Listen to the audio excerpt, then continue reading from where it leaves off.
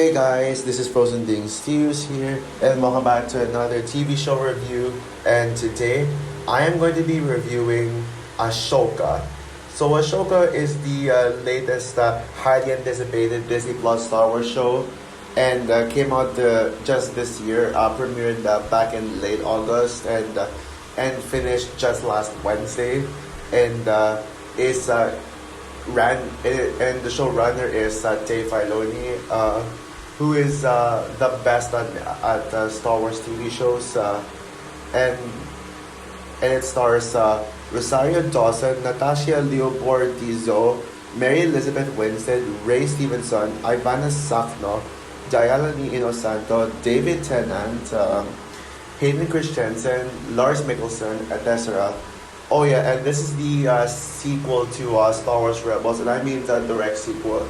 And so basically, Ahsoka tells a story taking place after the events of Star Wars Rebels, where Ezra sacrificed his life to bring Grand Admiral Thrawn to a faraway place in the galaxy, like making Ezra himself disappear because no one knows where exactly Ezra took Grand Admiral Thrawn, and so now Ahsoka is trying to search for this map that can lead to Grand Admiral Thrawn's location, because she is searching for Grand Admiral Thrawn so that she can defeat him. And meanwhile, she also trains Sabine Wren as set up at the very end of Rebels. Yeah, Sabine was going to live up to Ezra's legacy, and Ahsoka was going to take care of her. But unfortunately, Sabine and Ahsoka separated because Sabine was like, I had enough of this training.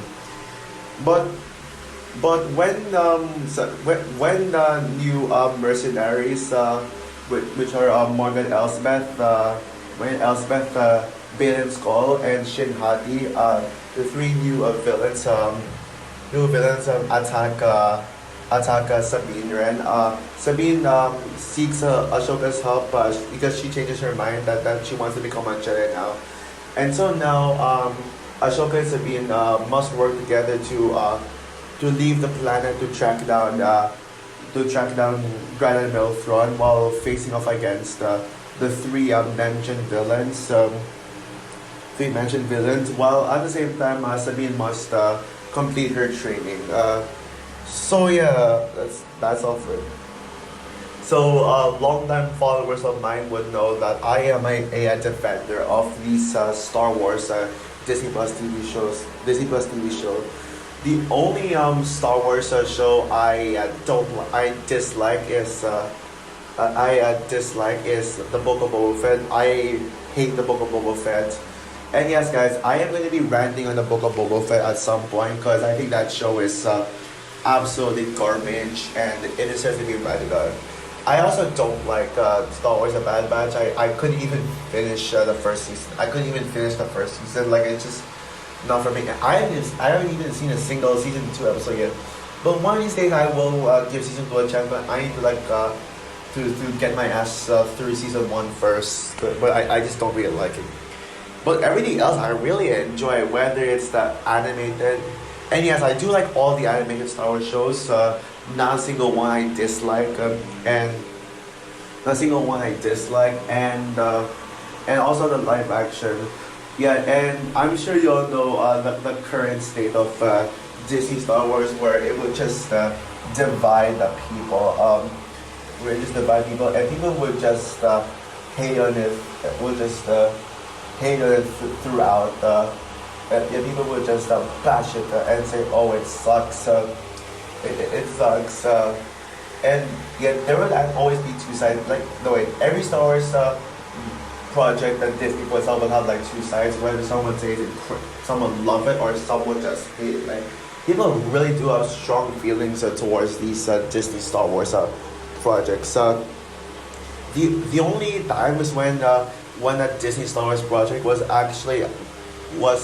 actually unanimously loved, where every single person, even Disney Star Wars haters that admit that they love it, are Rogue One, Star Wars: The Clone Wars, the final season, and last year's Andor. But the rest of it will just straight up divide people. Although Book of Boba Fett is one Disney Star Wars project that no one, like literally no one likes. Like I don't know a single person who likes Book of Boba Fett. Likes Book of Boba Fett, and I don't blame it because the show sucks. And it's probably the worst thing to come out of Disney Star Wars. Yes, even worse than Rise of Skywalker. There I said it. There I said it. Yeah, and but yeah, shows like Obi-Wan Kenobi and The Mandalorian season 3 are all like extremely divisive. Like they all like divided people so much, and people will be split on them on whether if they're good or bad. Personally, with all these mentioned shows, I am on the positive side for them. I love I actually love them all. Despite Mandalorian season 3 being the weakest of the three seasons, I still love it. And yeah, I am the biggest defender of Obi-Wan Kenobi. Kenobi. Yeah, I am the biggest defender of that show. I absolutely love Obi-Wan Kenobi. And as for my thoughts on on this show's predecessor, Star Wars Rebels, yeah, I did review that show leading up to Ahsoka, and I still love Star Wars Rebels. It was actually the first Star Wars project I've ever saw, even over any of the Star Wars movies. No joke. And so yeah, Star Wars Rebels is something special to me. That is a show that meant a lot to me, and it is my favorite Star Wars show. Favorite show. And so yeah, with Ahsoka, I will admit I wasn't sure what to expect when I first heard of it. Besides the fact that this is an Ahsoka show, and she was in Mandalorian season 2. I really liked her cameo in that show, her appearance. But what really got me hyped for Ahsoka was the marketing. The trailers absolutely blew my socks off. I absolutely love the trailers. They were just amazing, just brilliant trailers. And so, yeah, both trailers were amazing. I mean, out of the two trailers, I personally prefer the teaser trailer because the official trailer I knew was gonna be good, but the teaser trailer like really had my jaw dropping. It's like, holy crap! I didn't expect I'd get this hype for it. Yeah, I haven't been this hyped for a Star Wars show since Obi-Wan Kenobi, and yeah, and Obi-Wan Kenobi, yeah, it's a show that received so much hype, mainly because of how much of a fan favorite character he is, and Ewan McGregor coming back. And not to mention, that teaser trailer is, without question, the greatest Star Wars trailer, period. The Obi-Wan teaser is my favorite Star Wars trailer, even over the Ahsoka trailers. I will admit that I was not as hyped for Ahsoka as I was with Obi-Wan, because Obi-Wan was like hyped at the next level. It was actually my most anticipated show of 2022. It's not my favorite show of the year. You all know what shows I consider my favorites of last year. I don't need to say it. But it is the most underrated show of 2022. I will say that. It is easily the most underrated and one of the most underrated shows, period. Period, yeah. And yeah, now Ahsoka, like the hype, before Ahsoka came out, people were split between whether they were hyped for it or not. There were people like me who were extremely hyped for this, and who were like super hyped for this show, who were like extremely hyped. And then there were some who said the trailers were good, but then they were cautious about it. They weren't they had low expectations because of the current state of Disney Star Wars. But after seeing all in Ahsoka episodes for myself, I gotta tell you all, yeah, to quote Homelander from The Boys, it was perfect, everything down to the last minute detail. This show blew all my expectations out of the water. It is just amazing, and I know some of you guys might have already seen my YouTube shorts, my Ahsoka reviews, my reviews for the Ahsoka show, for the Ahsoka episodes, and I absolutely love every single one of them, and for good reason, because all those shows are just amazing. All the episodes are amazing. I gave all of them high praises, and even now, even thinking about it, I still give the show all the high praise it deserves. This is this is the best Star Wars show, no competition, and it is in my top 10 favorite shows of all time now. Maybe even top 5, I should say, arguably. This is currently tied with The Last of Us as my favorite show of 2023. Yeah, I mean, a part of me wants to call this the best show of the year, but then there's The Last of Us. But Last of Us is just too good. But I'm not quite sure because Last of Us is a competently better made show, but Ahsoka is just a show that I kind of enjoy more. So now, yeah, you will know when in my top 10 best shows of 2023 list at the end of the year which show I consider better between this and The Last of Us, which is the true best show of the year. I will have to rewatch Last of Us to decide on that because let's be real, it's been a while since Last of Us came out. It was like it came out at the start of the year. It was literally the first show of the year, unless if we count Velma. Oh wait, no, not really the first, but the first big show of the year. That's what I meant. So Last of Us. But and yeah, I'm actually glad that this show in particular is well received. It's well received by fans. And although yes, there are some haters of the show, but let's be real here. Every Disney Star Wars show would have its haters. The only Disney Plus live action Star Wars show that doesn't have any hater is Andor, because of how excellent Andor is. But yeah, there's some people who are like, oh, Ahsoka is pointless and boring and unnecessary. And it's just made just for the sake to be fan service, and it's boring. That's the criticism I hear. That's like the criticism I hear. But to me, I don't think this show was. I think this show needed to be made. I think this show was necessary. I think it wasn't pointless at all. It was never boring. I agree with most people that this isn't a fast-paced show, especially when the first 2 episodes were completely were pretty slow. Like it took them a while to go to space and travel to different galaxies. They did stay on the same planet as the end of Rebels, which is throughout the first 2 seasons, which is what made them slow. But yeah, it did get, but as the show progressed, it did get faster paced. But let's be real here. I have most of the shows I see are all slow paced. They all have this very slow pace, so I'm used to it at this point. Even some of my favorite shows have slow paced. I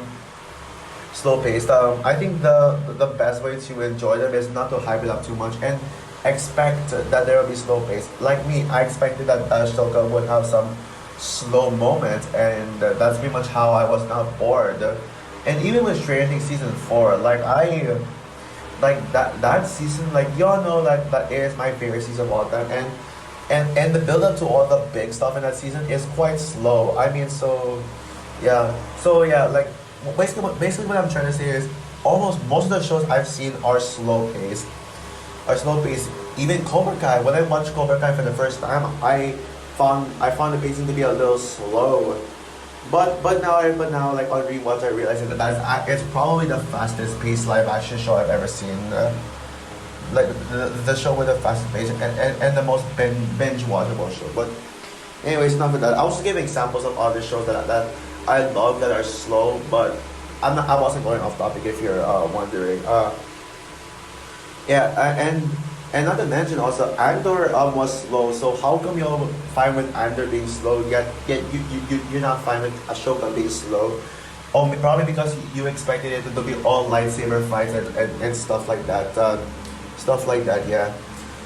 And I personally thought the slow nature of the show works because it really took its time to build its story and characters. It took its time to make us care about the characters, and when you're fully immersed with this world, when you're like ready to go on an adventure with them, then that's where the show starts going. and there was never a dull moment throughout. The biggest compliment I can give this show is that it legit feels like classic Star Wars.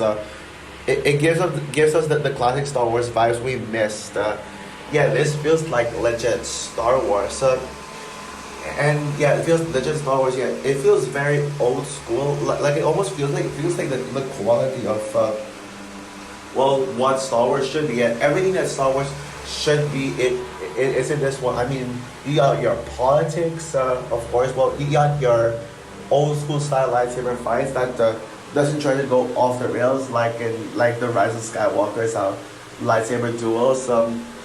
And and yeah, this is some of the greatest lightsaber duels I have ever seen, like in a long time. Yeah, like I haven't been this blown away by lightsaber duels. Well, I was blown away by the Obi. I was blown away by the Obi-Wan versus Darth Vader lightsaber duel in the Obi-Wan show. But damn, the lightsaber duels in this show is literally Revenge of the Sith quality level. Like I, this is the most action packed Star Wars show. Yeah, so yeah, it feels like the action scenes in this show feels like a reward the reward for it feels like a reward. I mean, because this show has a slow pace, and so like once you've sat through the slow pace and understood what was going on, the show rewarded us with great fan service and action scenes. And I will get to that. I will talk about the fan service soon. The fan service soon, yeah, and yeah, specifically the Shin versus Sabine versus Shin Hati. Like their lightsaber duels are what really stood out the most to me in this show. Like particularly my personal favorite action scene in this entire show is the forest fight in episode 4. Yeah, absolutely loved it. I love how dark it was, and it truly makes that action scene feel even more intense than it already was. And not to mention Ahsoka versus a certain character a certain legacy character who I will save for later. I will talk about him for later. The visual effects are very good, although not as impressive as Andor, in my opinion. It's not the best. It's not it's the most visually stunning Star Wars show. I mean, that goes to Andor, but for the most part, yes, the visual effects in this show are impressive. Especially the designs of the planets. Like particularly the planet in the first film. I don't remember what it's called. Now I actually don't remember. I don't memorize planet names. Just let you know. Like I only memorize the planet names of the more well-known planets. Like Coruscant, Cloud City, Dagobah, Jakku, Jakku, yeah. I don't even remember Palpatine's planet in Rise of Skywalker. Yeah, aka my least favorite planet. I used to remember the name, but now I forgot because I just don't care. Yeah, so, oh yeah, also Naboo as well. I remember Naboo. Despite being a very boring, bland planet, I don't like Naboo. But I would say that the planet in this one is one of my favorites, like right up there. Not as visually stunning as Andor's planets, like that planet in Andor episode 7 was like jaw dropping. Like I didn't feel that way towards Ashoka's production design, the production values, and the worlds, but they still looked very impressive. But what really makes aside from the lightsaber duels, what really makes Ahsoka feel like classic Star Wars is the writing. It's just a simple good versus evil Jedi story without trying to overcomplicate things. Yeah, sure. Like what I said, it's about a story about Ahsoka going on an adventure with a bunch of other supporting characters to search for a throne. But at the core of it all, it's a good versus evil story. I mean, we see like a lot of the aspects that makes Star Wars very good. For example, in episode 4, Baylan Skoll tempts Sabine to join him because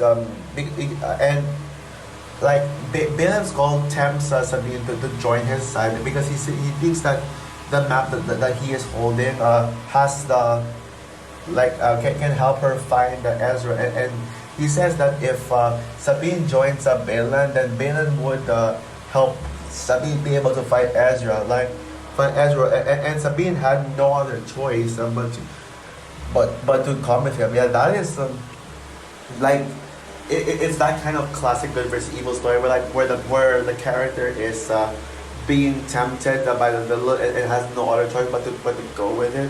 Yeah, that is classic Star Wars right there. That is classic Star Wars writing right there. Right there, and it doesn't overcomplicate things. Complicate things. The show is full of fan service aspects, and yeah, now let's talk about the fan service. I know some people love Ahsoka just for the fan service. The fan service is actually what really divided people because some people would be like, "Oh, I love the show because of all the fan service," and others would be like, "Oh no, the show sucks because it over relied on fan service. It's nothing but fan service, and there wasn't a plot." Yeah, I mean there was a plot. I did explain. Probably y'all was weren't paying attention. Yeah, I feel like Star Wars haters were just weren't paying attention, and they just wanted to straight up hate this show just because it's a Disney Star Wars product. I've been noticing that like people are just like at this point with the show like people are just blinded by Star Wars hate. Like they just straight up just watch the show and only hate it just because they wanted to hate it. I mean, now you might think that now. Now, yeah, maybe it could be true for Rise of Skywalker. Some people wanted to hate it just because of The Last Jedi. But, I mean, to me personally, I don't really do that to Star Wars. I don't really just go into the show hating it just because I wanted to hate it. Because I wanted to love Rise of Skywalker. I wanted to but not love the Book of Boba Fett. The Book of Boba Fett. Yeah, so with Book of Boba Fett, I didn't really like the trailer that much because I thought it was just it just looked like a copy of Mandalorian, but I still wanted to like it because it's a Star Wars show. I always give these Star Wars shows a benefit of doubt, even though I am not looking forward to the upcoming Rey Star Wars movie. I always give these Star Wars projects the benefit of a doubt because I just love Star Wars and I want to see it succeed. I'm sick of people just rooting for movies or shows to fail. I'm sick of people just rooting for Hollywood to fail. But anyways, yeah, back to the topic. But yeah, the fan service in this show, like the appearances of Anakin as Ezra and Grand Admiral Thrawn, and also a lot of references to previous Star Wars stuff. Like I'll talk about one of them later. Like they all worked. They all worked very well because what really worked about the fan service in the show is that it just doesn't fully rely on fan service. It's just yeah, how do I say this? Yeah, it doesn't fully rely on fan service. The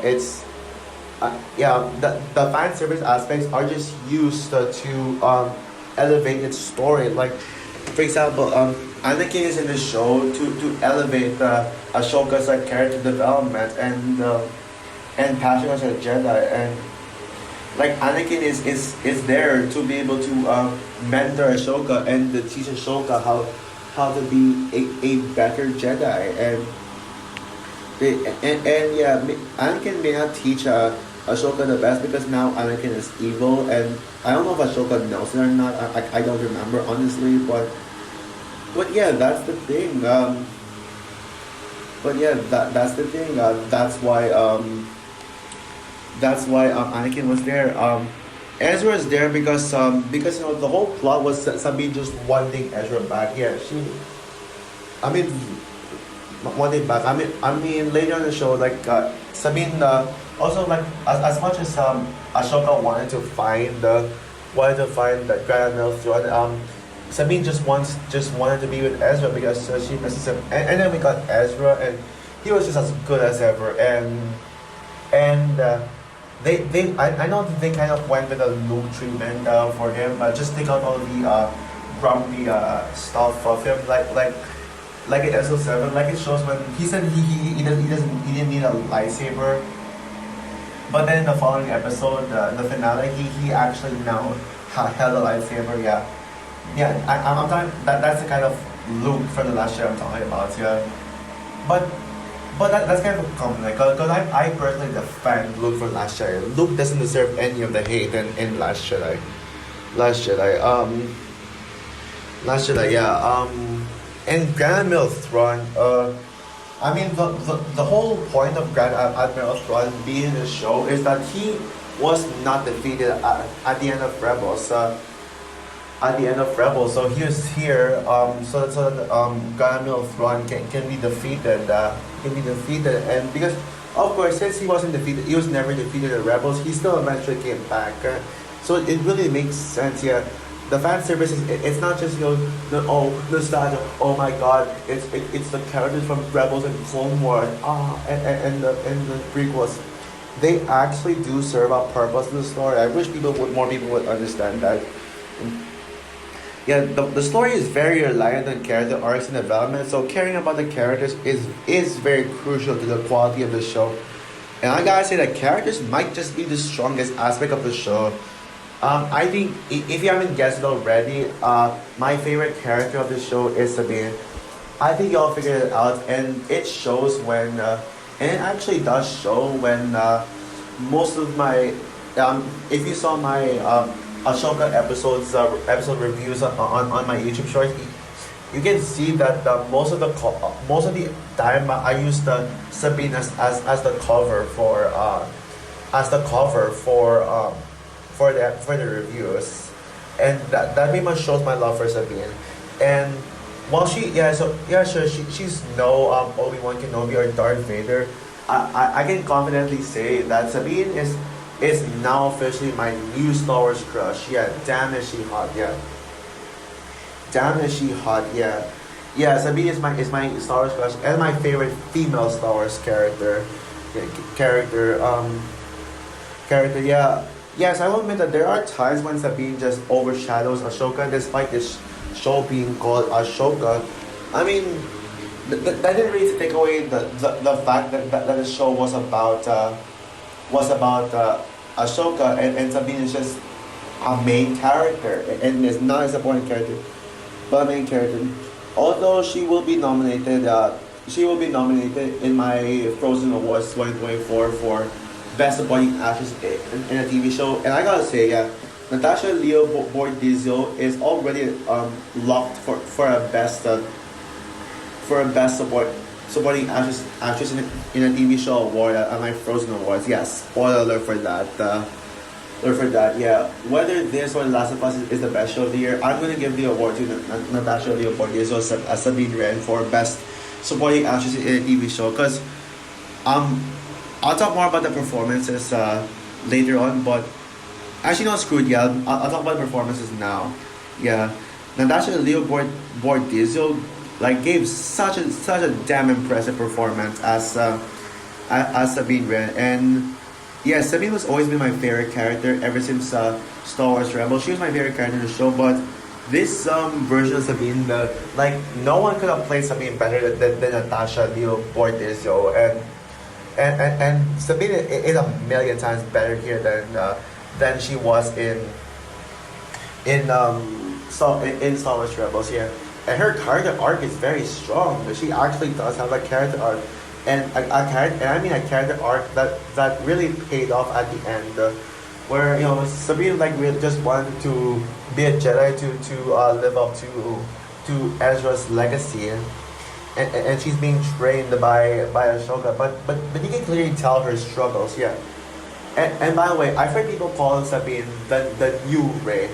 I'm sorry, but are you joking with me right now? Sabine is not the new Rey. Now don't get me wrong, I'm not a Rey hater. I just don't really like what JJ does to Rey. The main problem I have with Rey is that as much as I am very accepting to female Jedi. The problem with Rey as a Jedi is that there was no build up to her being a Jedi, because The Force Awakens, Finn there was a build up with Finn being the new main hero of Star Wars, the new protagonist of the new era Star Wars. like Finn, his character arc started off from a stormtrooper, from a stormtrooper to becoming an ally, and now and even the marketing promoted Finn to be a Jedi, but turns out yeah, Ray became a Jedi even with barely any build up.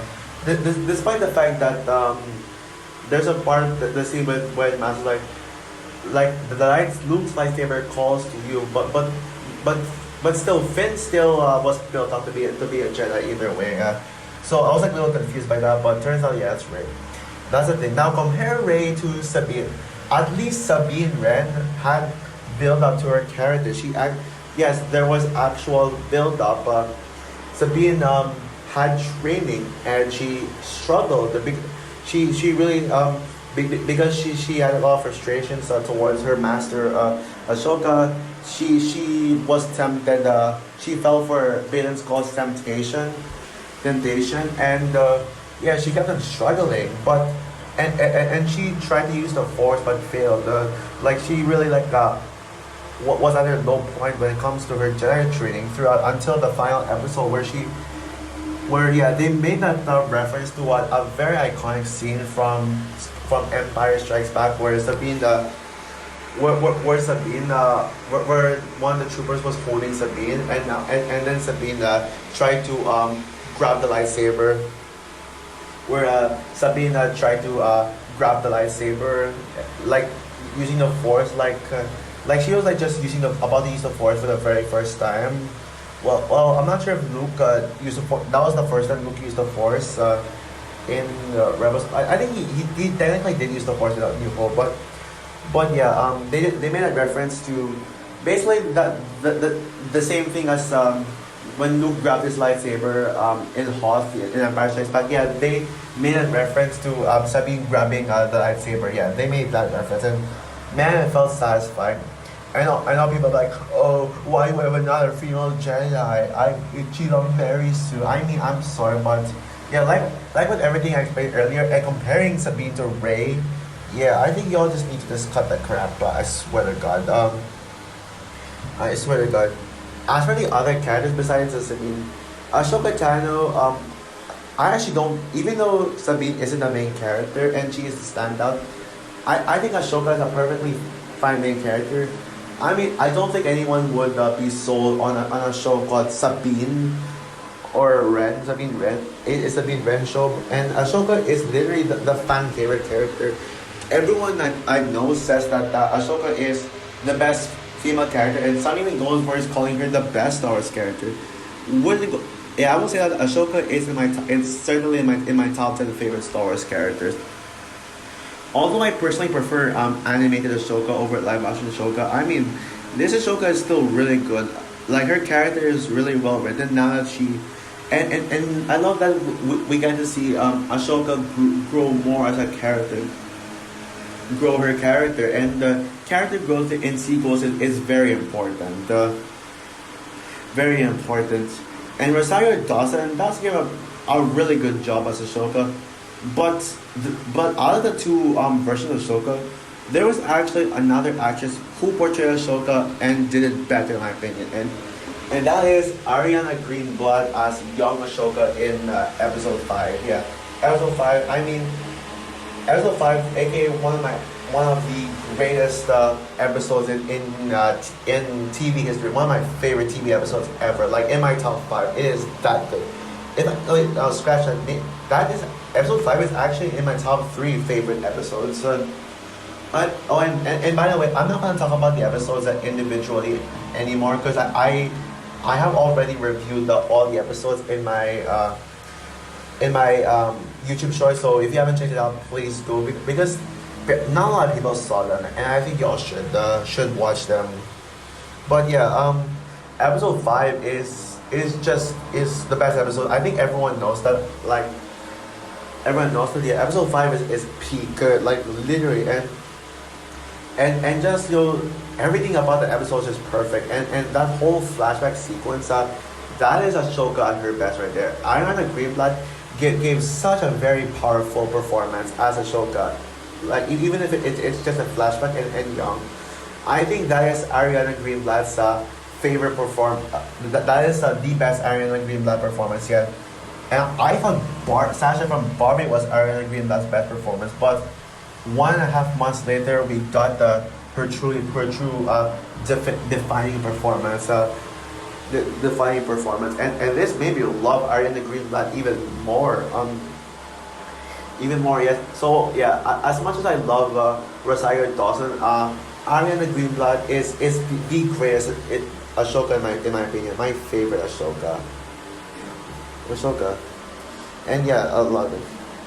And yeah, and although Hera doesn't get a lot of screen time, she didn't feel wasted at all in my opinion. Yeah, I think I mean, whenever she's on screen, she does have some great contributions. I mean, she does.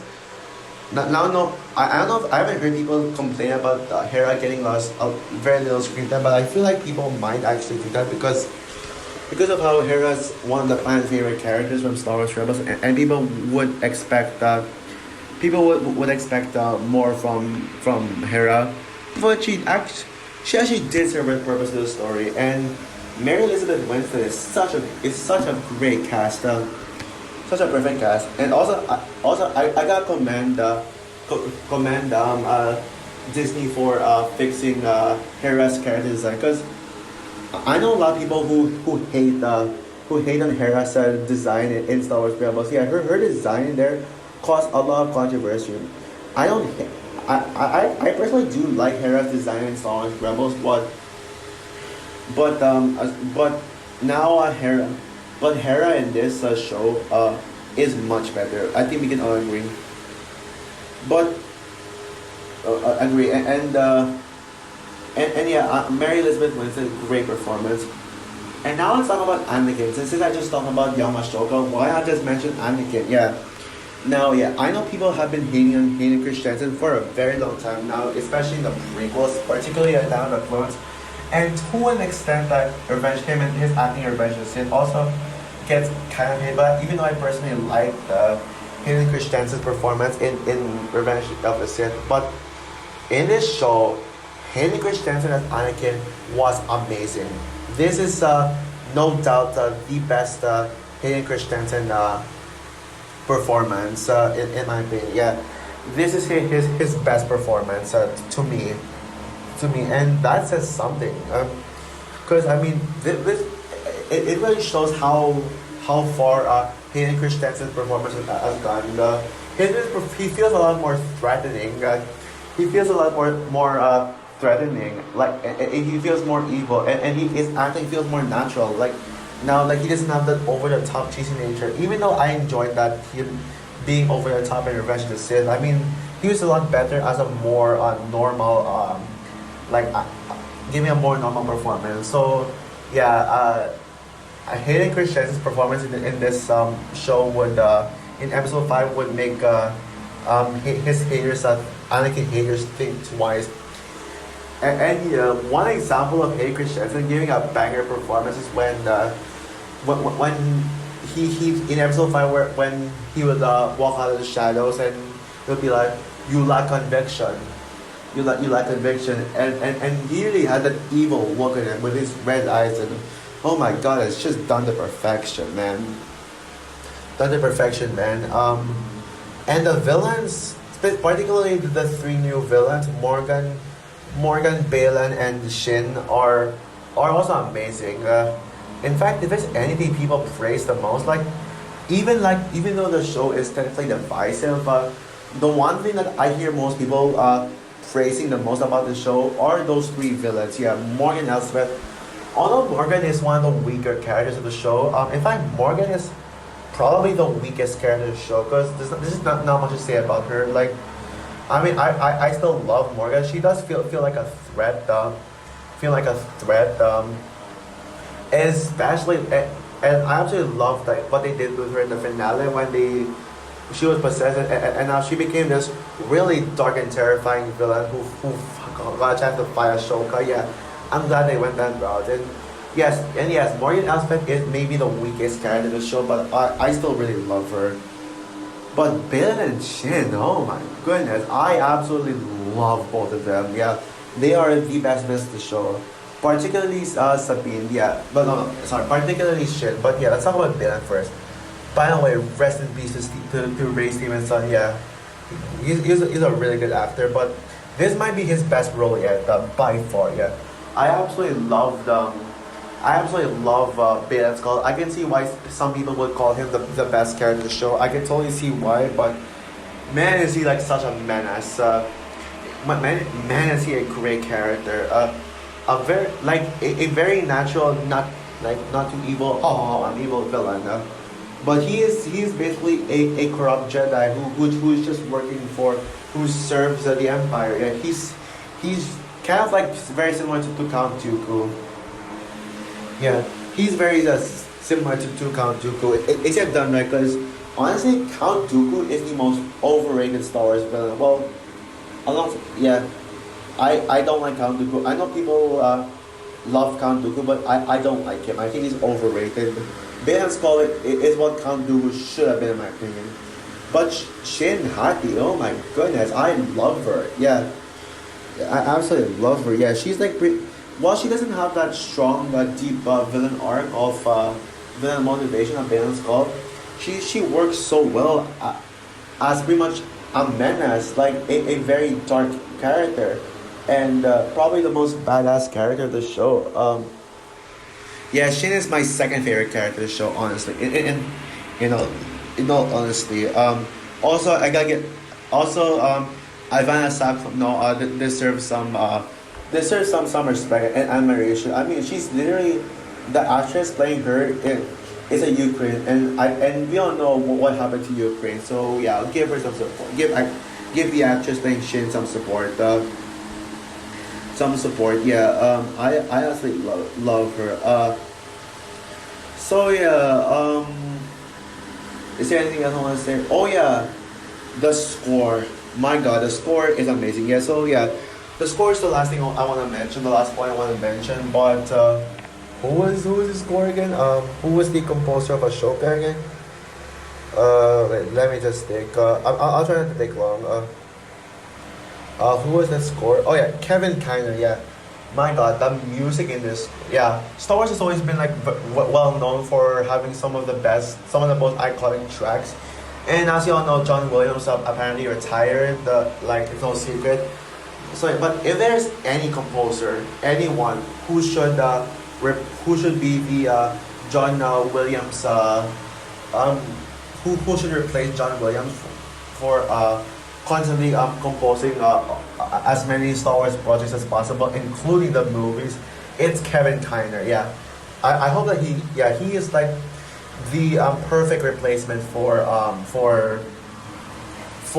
John Williams. What he did with that music in this one is amazing, and unlike any other Star Wars scores, it's very unique, and deserves to be like, and we deserve Kevin Kiner like to compose the music more times. I hope he composes all the three upcoming new Star Wars movies, the Ray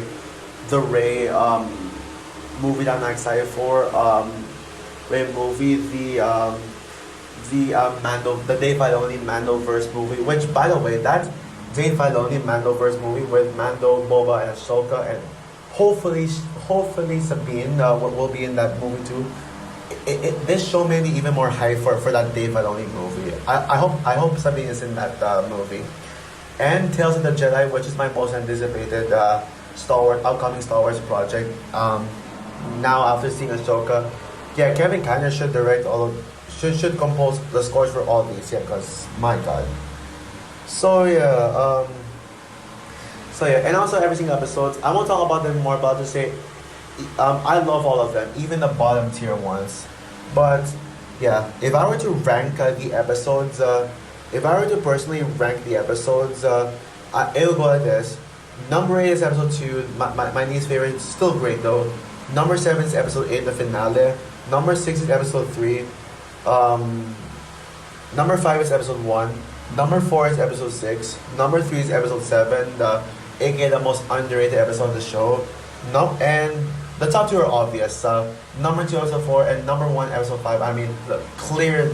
Episode 4 and 5 are the clear winners, and it's not even close. So overall, Ahsoka absolutely exceeded my expectations big time. I love this show with a passion. Yeah, it's got everything I wanted in Star Wars. I wanted Star Wars. It feels like Star Wars. It has some of the best lightsaber fights. It has some of the best uses of fan service. Probably better use of fan service than Spider-Man No Way Home. There, I said it. There I said it. Even though I love the fan service in No Way Home, and it's just everything. Yeah, this is the best Star Wars show, and maybe even the best thing to come out of Star Wars. Oh yeah, and I forgot to mention as well. This is my second favorite Disney Plus show of all time. Second only behind Hawkeye. And I do think this show is better than all the MCU Disney Plus shows except besides Hawkeye, because you already know Hawkeye is goated. So with that said, I'm gonna give Ahsoka, of course, 5 stars out of 5. Best Star Wars show ever. So also for my review of Ahsoka, what are your thoughts on the show? Do you agree with me that this is the best Star Wars show? Are you still a huge fan of the show despite this not being your favorite Star Wars show? And you think that there are better Star Wars shows out there? Or are you one of those people who isn't a fan of this show? Comment down below, like, subscribe, hit the notification bell, and stay tuned for my review on the creator area. I was originally going to be doing a Spider-Man Across the Spider-Verse impressions video as my next video, but I decided that I'll do that one some other time. But yeah, the creator movie review is my next video officially. So yeah, bye guys.